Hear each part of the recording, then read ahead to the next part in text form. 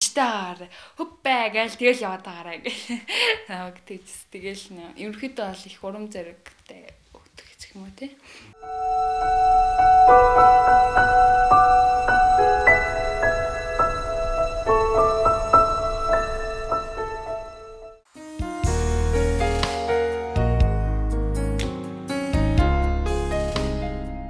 Сэтгэлд гал байхад нэвтрүүлгээ маань Цолмонгийн оролцсон дугаар эпирт цацагдсны дараа бидэн дээр хамгийн түрүүнд ирж түүнд оюуны хөрөнгө оруулалт хийх санал тавьсан хүн бол Хаан хуур сургалтын төвийн захирал Батгэрэл байсан юм. Танаа гаагад нэвтрүүлэг аягүй сайхан нэвтрүүлэг байдаг.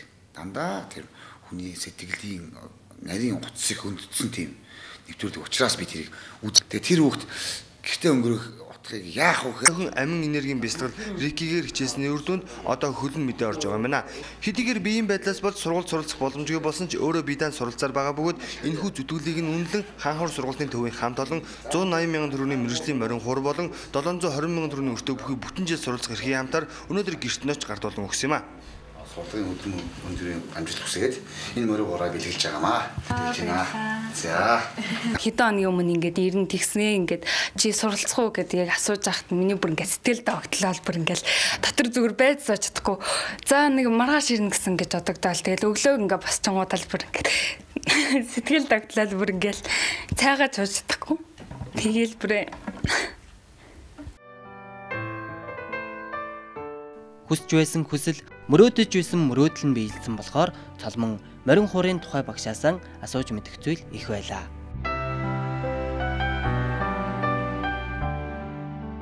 Хурдхан шиг анхны хичээлэн эхэлж, морин хуураараа уянгалаг сайхан аянуудыг тоглох юмсан гэж бодож байсан ч харин анхны хичээл нь нумаа зөв барьж сурах баруун гарын барилтаас эхэллээ.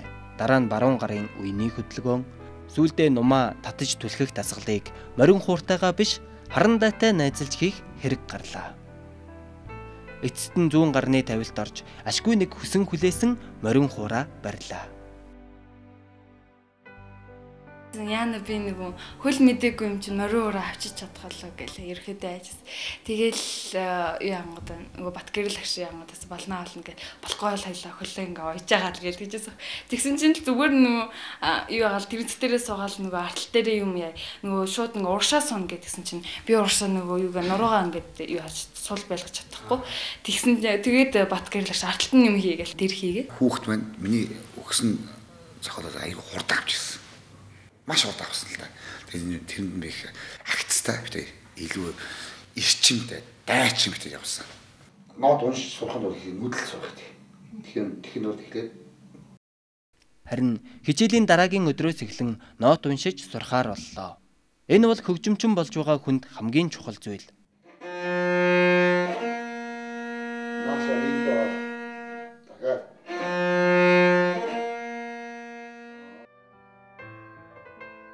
Одоо Цолмон маань нот уншиж сурсан болохоор багшигаан байхгүйдэж биедан хичээллэж байх боломжтой боллоо гэсэн үг юм. Дээр нь өөрийнхөө хамгийн дуртай аяны нотыг багшаараа гаргуулсан болохоор одоо тэр үргэлж морин хууртайгаан хамт байдаг боллоо.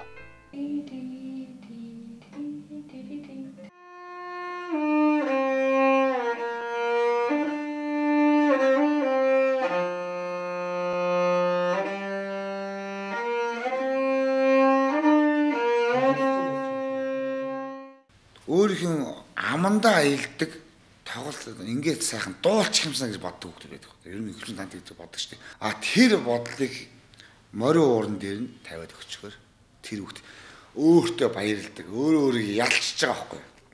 Тэрнээсээ болоод сууц сурдаг. Өөртөө цаг хугацаа гаргаж чаддаг болчдөг. Дараагийн хичээл бол төгөлдөр хууртай нийлж тоглож сурах.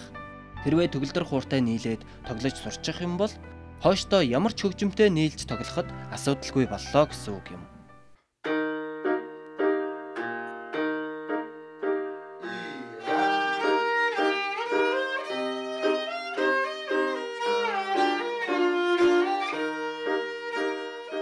Батгэрэл багшийн нэг онцлог бол онлоос илүүтэй практикийг чухалчилдаг хүн. Ганцхан аяан тоглож нэг хэвд баригдахаас илүүтэй тэр төрөл бүрийн ая тоглож сурахыг зөвлөж, эрх бүрийдээ олон янзын нотыг барьж ирнэ.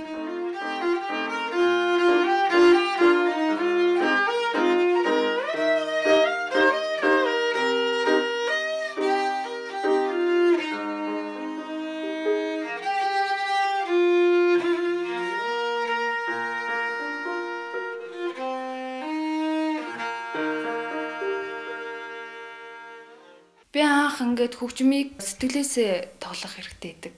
Сэтгэлээ оруулах хэрэгтэй. Наа чи сэтгэл ороогүй штэ гэж тэгэж байгаа юм. Ерөөхдөө тэр нь яагаад би ерөөс мэддэггүйс. Хөгжим дээр сэтгэл гаргалаа гэхээр тэр хөгжимд яаж мэдрэгддэг юм болоо гэж боддогсэн аахгүй. Тэгээд яг ингээд ерөөхдөө мориор ингээд тоглож байгаа, хөгжим тоглож байгаа ингээд хүмүүсийг харангуй дотор нь орсон ингээд яадаг аахгүй. Тэгээд би өөрөө ингээд тоглож байгааг ингээд сонсонгоо зөвхөн нот дүн дүн дүн гэл нэг доре ми па гэл дуурах ч юм уу тий.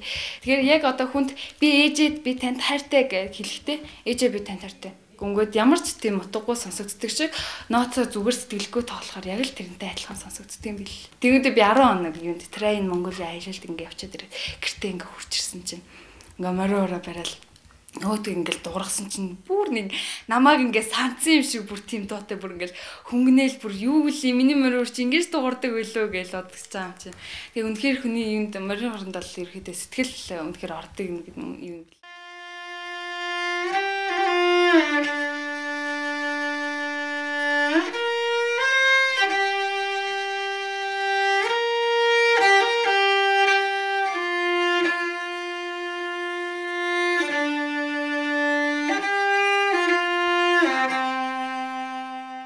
Гитарын жингэнсэн дуу энд сонсогдгоон болж харин оронд нь морин хуурын уянгалаг аялгуу өглөөний цэнгэг агаараар дамжин энэ өрөөнөөс гөвөрч цонхноос цонх дамжин үдшийн бүрий хүртэл эгшгэлсээр байна.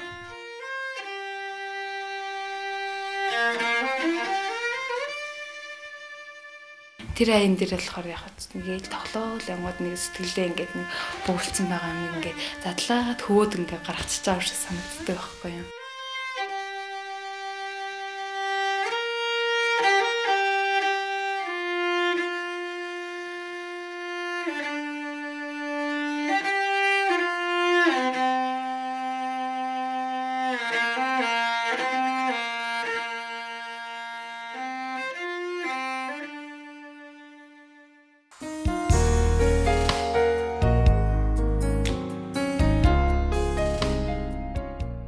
Монгол улсын соёлын тэргүүний ажилтан Батгэрэл багшийн сургалтын нэг онцлог бол удаан хугацаанд суралцсан хүүхдүүдтэйгээ анхлан суралцж байгаа хүүхдүүдэн хамт хичээллэх боломж гаргаж өгдөг явдал юм. Энэ нь хүүхдүүдэд багшаас асууж чадаагүй зүйлсээ нэгнээсээ мэдэж авахд их тустай байдаг гэн. Хаан хуур сургалтын төв маань хүүхдийн ордонд ажиллахаас гадна хан уул дүүргийн 15 дугаар сургуульд өөрийн салбар клубыг нээж ажиллуулсан нь хотын төвөөс алслагдсан дүүргүүдийн хүүхдүүдийг морин хуур сурах боломжийг олгосон явдал болсон юм. Батгэрэл багш өнөөдөр цолмог салбар сургалтынхаа төвийн хүүхдүүдтэй авчирч танилцуулсан нь түүнд шинэ найз нөхөдтэй болохоос гадна шинэ ая тоглож сурах сайхан боломж боллоо.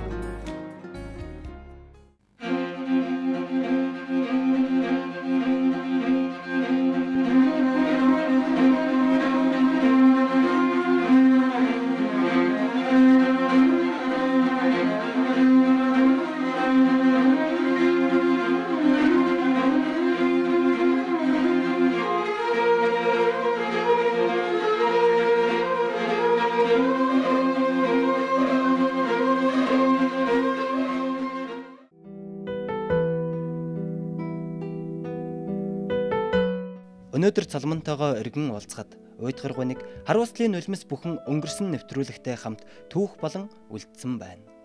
Түүнд шинэ ажил, шинэ хүсэл мөрөөдөл байна. Энэ бүхнээс хамгийн сайхан нь тэр морин хууран 10хан сарын дотор сурсан гэхэд маш сайн суралцсан байлаа. Намайг ингээд сайн ингээд юу яачихсан сургачаансаа гэсэн хүсэл тэмүүлэлтэй байхад нь би одоо ингээд муу сураад ингээд өөрийг нь хайхрахгүй ингээд байвал Батгэрэл агшд мөхөн харин би сайн хичээгээд юм уу хийгээд Батгэрэл агшраад одоо сайн тоглож идүүлээд яхад Батгэрэл агш ерөнхийдөө баярлах болов гэж бодож байна. Би өөрөөсөө баярлныг бол миний шавнаас сайн явах нь би баярлна шүү дээ. Энэ миний ажил үр дүн. Тэгэхээр энэ талаас би шавнаатай баярлж байгаа шүү. Миний цом бол аюу мундаг сурсан шүү. Тийм учраас би шавьяага өшөө сайн сураасаа өшөө мундаг тоглож болоосаа гэж би ерөөдөг. Хөгжим бол хүний хэлж гүйцээгүй үгийг гүйцээдгээ гэж ярьдаг шүү дээ. Хаан хуур морин хуурын сургалтын төвийнхэн маань сэтгэлд гал байхад нэвтрүүлэгтэй маань хамтран ажиллаж манай нэвтрүүлэгт оролцож байсан бүх хүүхдүүдэд 1 жилийн хугацаанд өнгөө морин хуурын хичээл заахаар болсон юм аа. Сэтгэлд гал байх нэвтрүүлэгт оролцож байсан нийт телевизээр гачсан хүүхдүүдэд би хичээл заавал яадаг юм гэж бодож ирсэн шүү. Сэтгэл гал байхад нэвтрүүлгийн нэрэмжт хөргөн хүүхдийн морин хамтлаг ч юм уу тий ийм байгуулсан байхад сайхан бодож бодож байна л да. Чиний нэвтрүүлгийг үзээд одоо өөртөө ингээд одоо бид нэр одоо ингээд юмыг ер нь бол ойлгосон гэж хийж байгаа байхгүй юу. Тэгээд чи үнэхээр ингээд дайчин хэвээр ингээд дайчлаад ах хэрэгтэй. Үнэхээр тэгэх юм бол чамаагч гэсэн хүмүүс хараад урамшина. Чамч ч гэсэн өөрчиж хэрэгтэй гэж хэлчихсэн. Ерөнхийдөө хүмүүсийг тэгэж хэлэхээр надад илүү ирч хүч өгч байна. Яг ч юм өөртөө итгэл ч юм уу тий. Ерөнхийдөө тийм байдлаад нэр нь бол илүү давмгай одоо өөртөө айгүйх тийм ирч хүчтэй болол.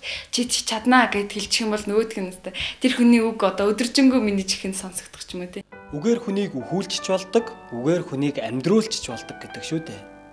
Бие биендээ урам хайрлах, халуун дулаан үгсийг харамгүй хэлж байгаарэ гэсэн үгээр би өнөөдрийнхөө нэвтрүүлгийг өндөрлөж байна. Хэрвээ та манай нэвтрүүлэгтэй холбогдохыг хүсэх юм бол 99-г 3 тэг 6 33 дугаарын утсанд холбогдоорой. Ингээд эх 7 хоногт эргэн уулзъя. Баяртай үзэгчдээ.